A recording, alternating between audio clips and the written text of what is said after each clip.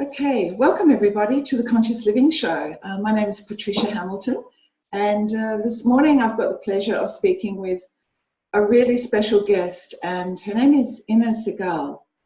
And Ina is, she's an award-winning best-selling author of The Secret Language of Your Body, The Essential Guide to Health and Wellness, and she's also the author of a new book, The Secret of Life Wellness, The Essential Guide to Life's Big Questions. She is an internationally recognized healer, speaker, and author. And she travels the world teaching people how to discover the hidden language of their body and how to awaken your own inner healer. And Ina is coming out to Perth for a couple of events, one in September, and she's coming back in October as our guest at the Conscious Living Expo. And we're really excited to have the opportunity to share your message and for you to help more people to, get their lives back on track and in flow. And I know that you're a medical intuitive. You discovered that you had that gift many years ago.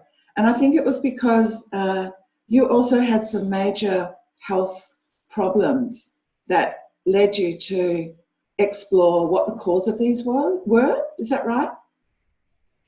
Yeah, I was dealing with a lot of back issues and just digestive issues, anxiety. I had psoriasis, and all of that kind of was a constant, I was constantly going to see a chiropractor or a physio, or I was, at kinesiologist office, and it was just a constant kind of experience of being unwell. And it got to a point where I just felt like I went to see this chiropractor, and he just said, your body doesn't want to heal. And I think when he said that, your body's stuck, he basically said, well, not doesn't want to heal, it's stuck. Mm-hmm. And I took it as it didn't want to heal. And so I kind of went back home, and I realized that our bodies, our soul, had a language, and that language was something that we needed to discover, uncover, explore, understand more of.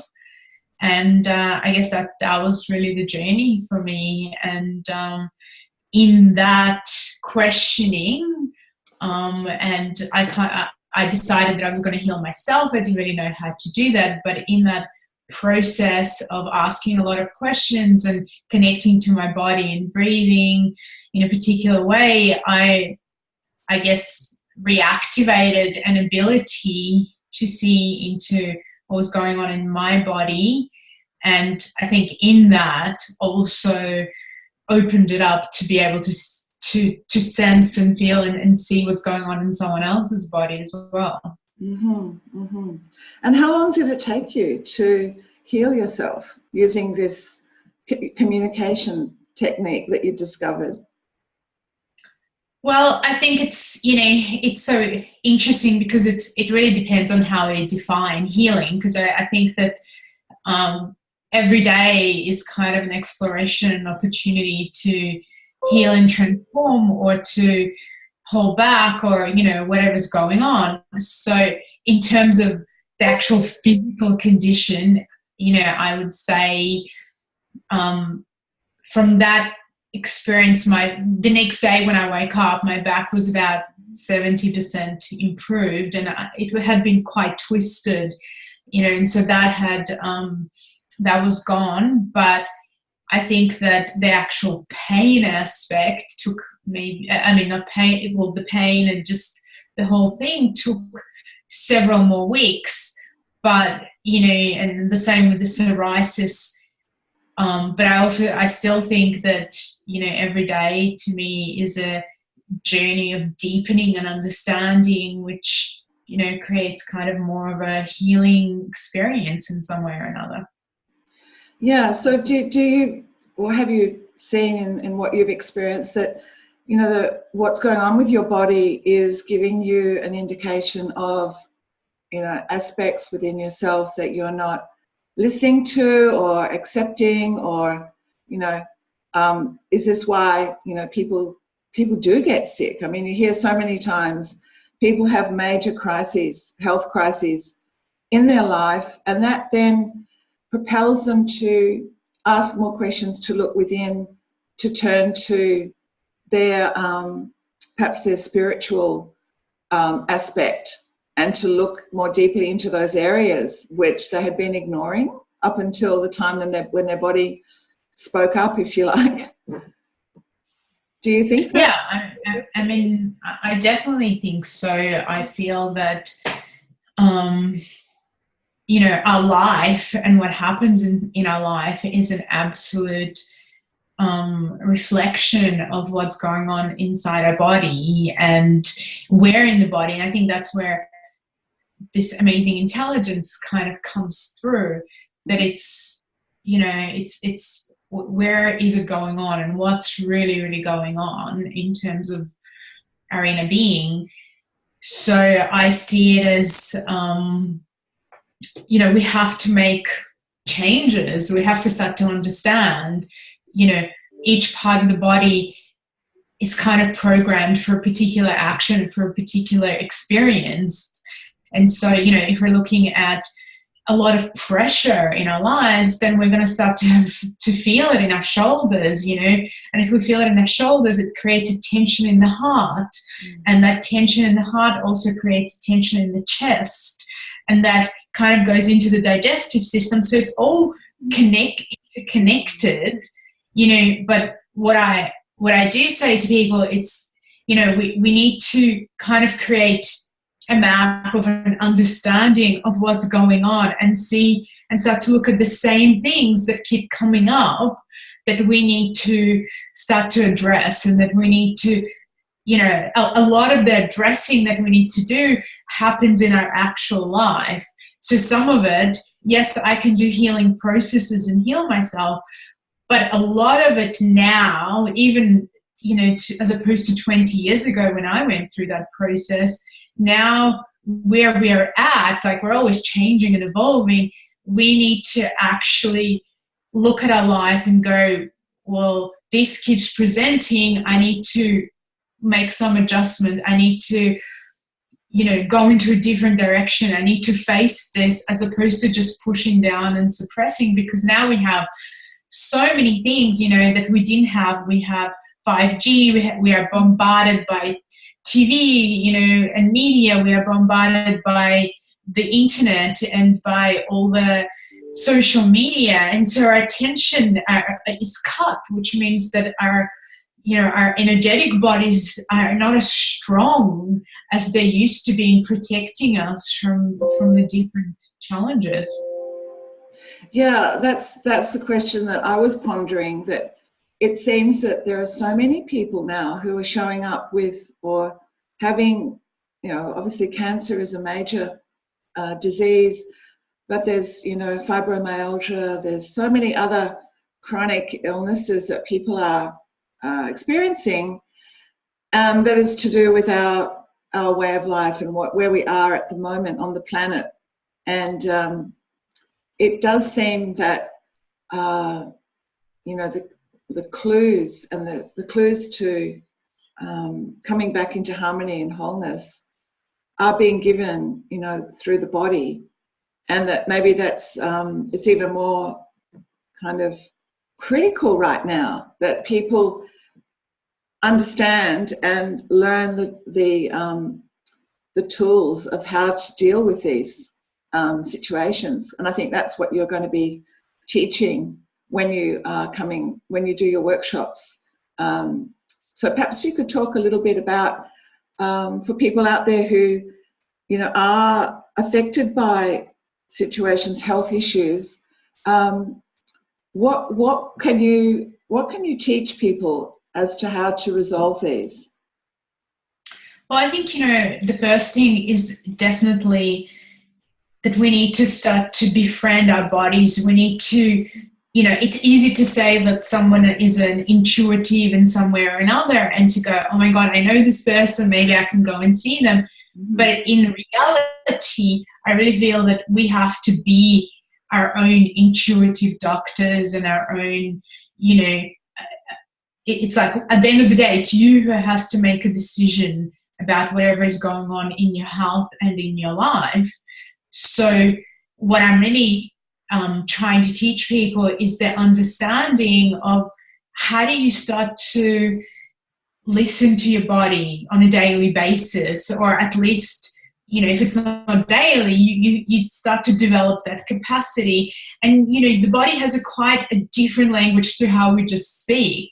It's you know, it's more of a symbolic language because it's connected to your soul, and your soul is really the one that's giving you the images and giving you, you know, you're getting the thinking, you're getting the understanding. And so as we start to get insights from our own bodies, we have the capacity, one, to make a choice to change and to understand how to change and which direction change needs to happen. And then, of course, you know, I'll be giving different exercises that can help with healing particular aspects of your body and giving you an understanding of how to work with my book. And so I know on one of the days it's going to be more connected to understanding and exploring how the language of the body, and of course I always will do a process, but on the I think it's on a Sunday, we are focusing a lot more on, well, how do we actually keep well? How do we create a healing practice? What does that look like to create a practice for ourselves that works? Because what I found is that a lot of people, you know, they get confused, one, on how to do it, and two, they kind of wait until they're really sick to begin the process of looking after themselves. Mm-hmm. And then they wonder why it's so difficult. And it is difficult when you're sick because you don't have the same life force or the same capacity that you do when you are more well, you know. And so we're in a time where every one of us has to strengthen ourselves against getting, you know, bombarded by all the things that we are, so that we can keep healthier longer, potentially most of our lives or all our life. But if not, we're using that language of the body as a barometer, as a guidance system to show us, hang on, this is the direction to go in, or no, that's the direction. And if we didn't get sickness or pain, we wouldn't have a clue of what's good for us and what's not. We just eat McDonald's all day long. Mm-hmm. I wonder if you can give us an example of someone who's been using the processes to heal from a particular illness, and what happened, how it happened. Is that possible to share something? Yeah, no, definitely. I'm just thinking of a few different ones, and one of them, which was really impressive, was actually happened quite a while ago especially when I was doing one-on-one sessions, and it was I met this boy, and he must have been maybe 12 or 11 or 12, and he had major problems. He had arthritis, juvenile arthritis, and when I first met him, he came. His mum drove up. I was in Sydney at the time, to Sydney, and he couldn't walk. He had crutches. One of his legs was double the size of the other leg. And he was in perpetual pain, and he wanted to become a professional golfer. And so I started with kind of tuning in and guiding him. And because he was so open, I started giving, and he was in a lot of pain, you know, and I couldn't be doing healings on him every day. So I actually taught him a lot of different exercises. And I know within a short period of time, very, very short period of time, the pain was gone, but the inflammation wasn't going. And we had to, and I remember he came to a few different workshops, and I was teaching him different techniques. And there was a workshop, and at one point he was very quiet. He started crying in a process and remembering something that happened to him in another life, actually.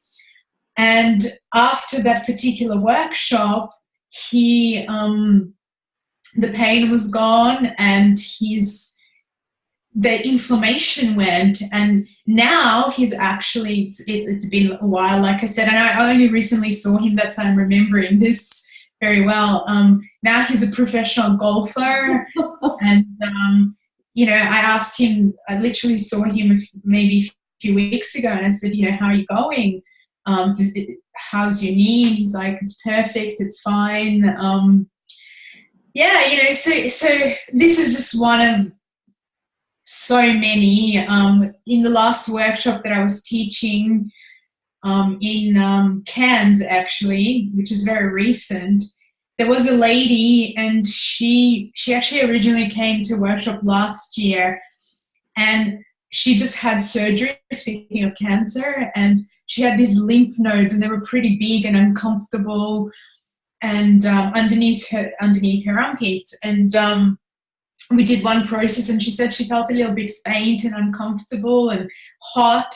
And then she went for a break and came back and kind of looked, you know, felt underneath, and the lymph nodes went down completely. And so then I've seen her now 6 months later, and she said that after some of the processes we've done, like she was getting you know, menopause and heat and like feeling really hot. She said that's gone. She was having issues with sleeping. Now she can sleep really well. She wrote quite a few other things. You know, there was another lady who sent me a message saying that she'd actually had an accident. I think it was to do with a plane. Beginning of the year, I think in February or something, and she said that she had just been in total anxiety, had lost her kind of, you know, life force in a sense, her joyfulness for life. And she was saying that after a particular, again, there was a particular exercise, she started to feel like she could live again, like all the numbness and trauma was released, and she said she was feeling like she could laugh again, that her own sense of humor had come back. So, you know, there's a lot of different things. I mean, I've heard stories from back pain, neck pain disappearing, you know, headaches, even people, I know I've had people in my longer workshops that have had migraines for years, and you know, as they release stuff that and acknowledge things, the migraines went away. And you know, lots of, I've kind of, I mean, even I was doing a book signing, and there was a lady, and she just gave me a quick hug, and she said, you know what, Ina, even just from using your book, I've been able to work on my cancer, and I've had great success. And another lady was saying, you know, someone gave me a book when I was in a hospital and told me, you know, you're going to have to change your life through this. And she said, so I've been using it every day and have changed my life. So, you know, I've heard incredible stories. I remember even traveling around the world when I used to do more of that. And one time I was in a country that I'd never thought about it. It was a little country in Europe, and Slovakia, actually.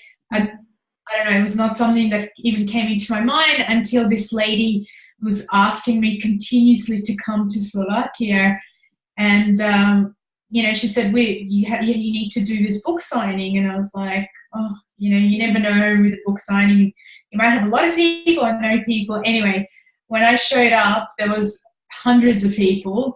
And one of the first person, I think, who was in line or very close was a nurse. And she said, oh my God, thank you so much. I've been using this book with everybody in my family with amazing results. And yeah, you know, and it's beautiful to hear these types of things, of course, both from the book, and of course, when people do come to a workshop, they get to have the the updated kind of understanding of all the other things that I've learned and how to work with it better and combine things. And so it becomes a lot more effective. Mm-mm. Yeah, so I mean, that raises another question. I mean, the connection with other lifetimes or perhaps genetic, ancestral, inherited tendencies. Do you find that people can discover those and clear those using the processes in the book and in the workshops? Well, they absolutely can at different times. Right now, I'm not in a place where I kind of push too much in terms of going into past lives, but more in certain workshops, like the 3-day one that we're doing in Perth, we explain enough that what can happen and how karma works, that as you're looking at your life, you either start to, if you're very sensitive, you can start to get memories, or you start to put a picture together and understand, because there's, once you understand the basics of how things work, you start to go, actually, I think I can see that this is what I didn't do in my previous life that has caused, let's say, my lung problem. So, for instance, if in a previous life I had zero interest in music or anything kind of related to it, there is a high possibility that I'm born with difficulty in terms of breathing. So we start to kind of create many connections around it, and in this way go, I never thought about art in this way, but let me start to sensitize myself and connect to it in this way. Or with ancestry, we definitely do in different workshops, we do particular processes where people start to recognize the different things they've picked up from their parents which weren't necessarily their own. Different things that that happen in the womb that their mother or their father was dealing with. Well, not the father, obviously, in the womb, but when they were in the womb, the feelings that their mother got from their father and from grandparents and so on can have a major impact. And then also, if we go and do the process back and back, then we can explore, well, if I'm standing in my grandmother's shoes, I can start to differentiate what it is that I've taken on board that was hers, and now I've made it my own. And so you can do amazing clearings, especially of anxiety and kind of that type of thing. Yeah, so what sort of age groups would you be working with? I mean, you've talked about the young boy. So in your workshops, do you have younger people coming in, like children, or do you only work with adults? Is there a limitation on, the kinds of people that you would accept into the workshop? Well, at this point, we depends on the workshop and how long it is, because kids, and which workshop it is. So in certain workshops, if there's a child that the parent says to me, they're already open to this and they really want to do the work, they kind of then, again, they have to be able to sit for hours, and listen to things. So preferably they're, at least 12 or over. But otherwise, any age, obviously. I mean, when I was teaching certain things, there's always exceptions, When I was teaching certain workshops in Mexico, it started kind of where there was a 10-year-old boy, and his mother brought him to a talk that I was doing, just a really, an hour talk or something. And she said to him, I'm taking you here, it's like a punishment or something, and for your bad behavior. And when I finished the talk, he said to his mum, if this is a punishment, I want to be punished every day. And he said to me, I really want to come to this workshop. And I said to him, well, you know, it's 6 days. It's really long. I don't think it's the right thing for you. He was 10. Mm-hmm. And he said to me, I actually know where you're staying, and I'm going to be coming to your house every day and asking until you agree, because I really, really want to do this workshop. And it was really interesting because he had been quite a little bully, and he was not a very well-behaved child. And when he came to the workshop, I'd never seen any adult concentrate and take as many notes as he did and not even say a word. And, you know, his capacity to tune in were pretty amazing afterwards. And, you know, whenever I would come back, he would say, you know, I'm gonna tell my parents that I'm missing school because I'm coming as a helper because you know, this is my new school, this is my profession. I was like, whoa. I think you're gonna have to go to school. But yeah, he was pretty amazing. And so, you know, again, in different countries, kids, you know, are maybe disciplined, let's say, in a different way. I don't like that word discipline actually, but they're brought up, let's say, like that, in different ways. And you know, in some places they can listen for longer, and others they can't. So it really depends. Yeah. Look, it just sounds so exciting, and it sounds like it's really relevant to everybody, actually. You know, whether you've got an illness or something you want to deal with, or whether it's an aspect in your life that you are having challenges with, that by tuning in and understanding and starting to communicate, it's going to open up, my sense is that a much broader consciousness and awareness about who you are and what your potential is and how you can enrich your life. Because I think so many of us, we get stuck, you know, we think we're destined to do one thing, or, you know, a lot of people have a sort of fatalistic acceptance of their lot in life and not realizing that actually that's just the starting point. And so it seems like this could be a real catalyst for people to, you know, reinvigorate, to energize, to open up more possibilities. Would you agree? Yeah, absolutely. I think we all need to have an experience of connecting and understanding, and we don't know, like even this lady said to me 2 days ago when I was signing some books, she said, I actually had to move and I had to get rid of, you know, I got rid of your book because I thought, oh, it's fine, you know, I don't need it. And she said, and now a few months later, I'm like, oh my God, I've got to buy it again because there's so many things that have come up. And in our lives, there's always some challenge or some thing that's coming up for us to look at and to work on.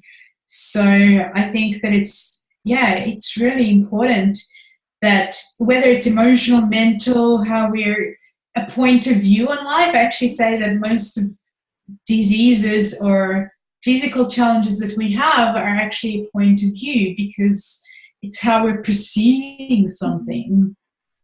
Yeah, I love that you say that, because I think what we're all experiencing now is the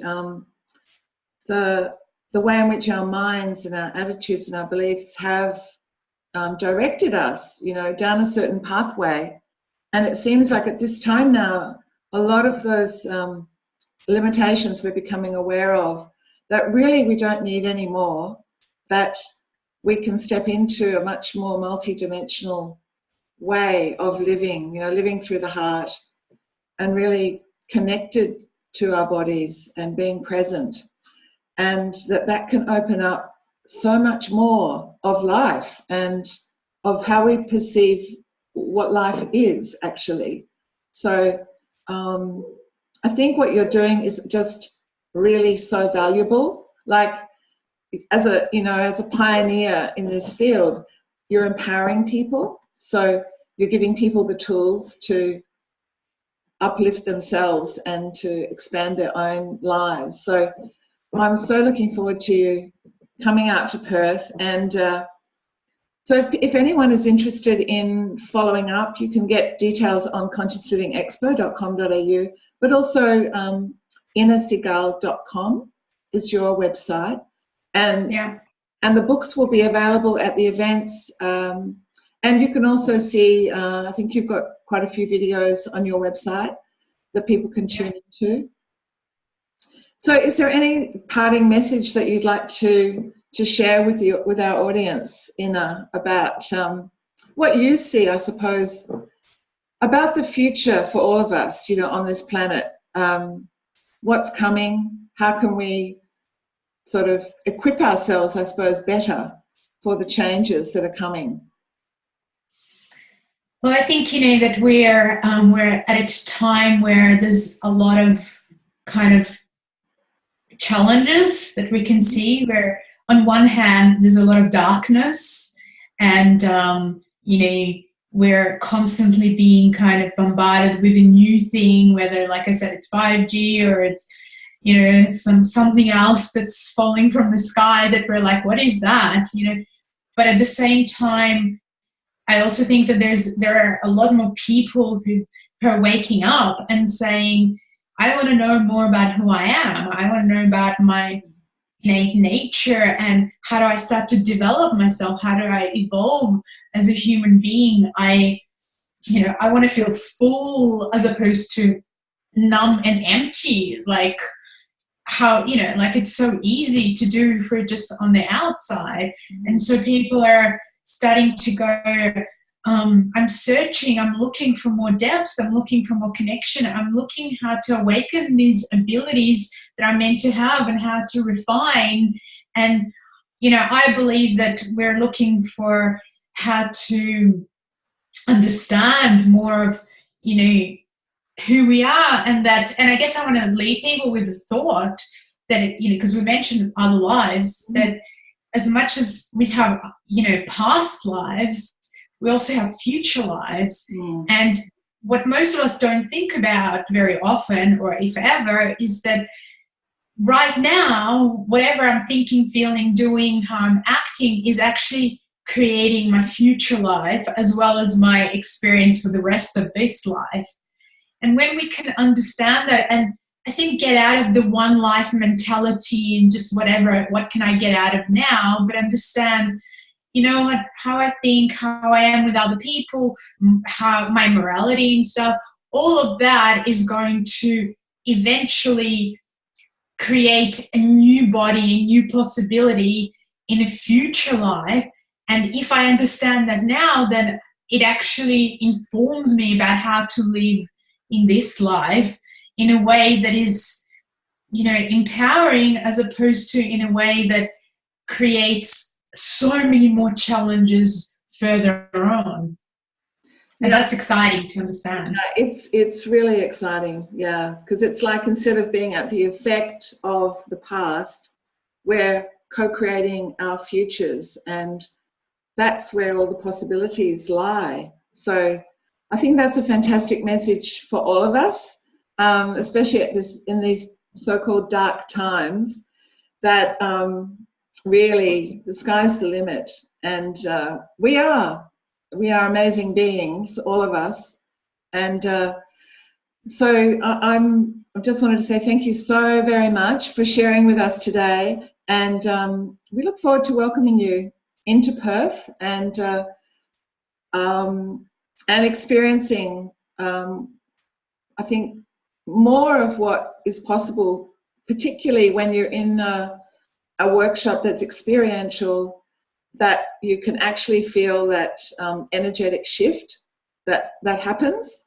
I think that's very exciting. So it's great that you're making the trip out to Perth. So thank you so much. And I'm sure we'll catch up and have another chat with you closer to the time. Thanks, Inna. Bye now. Bye.